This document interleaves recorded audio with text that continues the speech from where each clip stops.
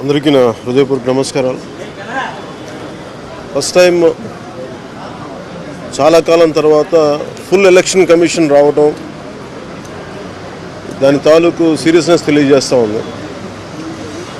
ముఖ్యంగా ఆంధ్రప్రదేశ్ ఎన్నికలు చాలా ప్రజాస్వామ్యబద్ధంగా జరగాలి అని కేంద్రం ఎన్నికల సంఘం మన నిర్ణయం తీసుకున్నందువల్లే ఈ రోజున ఫుల్ ఎలక్షన్ కమిషన్ ఆంధ్రప్రదేశ్ విజయవాడలో రావడం జరిగింది.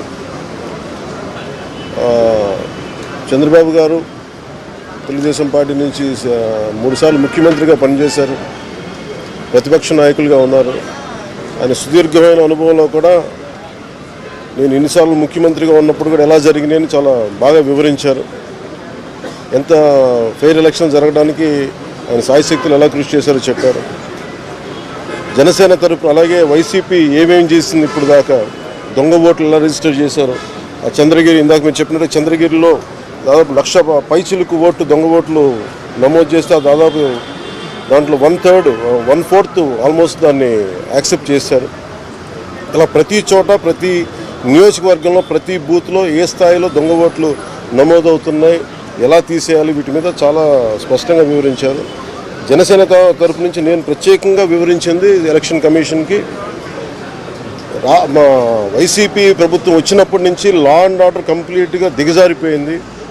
ఎవరైనా ప్రజాస్వామ్య హాని పొలిటికల్ పార్టీస్ కానీ వ్యక్తులు కానీ ప్రైవేట్ వ్యక్తులు కానీ వాళ్ళందరి మీద కేసులు ఎలా పడుతున్నాయి, కేసులు ఎలా చేస్తున్నాయి, ముఖ్యంగా బైండ్ ఓవర్ కేసులు ప్రత్యేకించి పొలిటికల్ పార్టీ టీడీపీ వారి మీద కానీ జనసేన కార్యకర్తల మీద కానీ ఇవన్నీ చాలా క్లియర్గా తెలియజెప్పడం జరిగింది వారికి.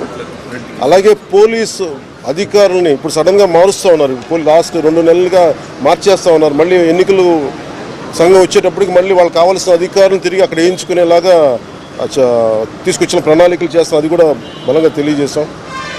అలాగే మహిళా కానిస్టేబుల్స్ ప్రత్యేకించి సంబంధం లేని చోట్ల వాళ్ళు దాదాపు 87 నియోజకవర్గాల్లో వాళ్ళు పెట్టారు, అది వాళ్ళు దూరం చేయమని ప్రత్యేకంగా ఆయన వివరించారు. నేను ఇంకోటి ప్రత్యేకించి నేను చెప్పింది ఏంటంటే వాలంటీర్స్ అనేది విలేజ్ సచివాలయం అనేది ప్రత్యేకించి అది యాంటీ కాన్స్టిట్యూషనల్ బాడీ, వాళ్ళని దయచేసి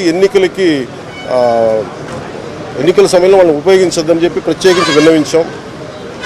అలాగే మేము కోరుకుంది ఏంటంటే మీరు కనుక సంపూర్ణంగా దీని వైపు చూడకపోతే, దీని పారదర్శకత కన్నా దీని ఎలక్షన్ చేయకపోతే ఇక్కడ ప్రజాస్వామ్యం కూని అయిపోద్ది, ఇక్కడ హింస ఎక్కువైపోద్ది.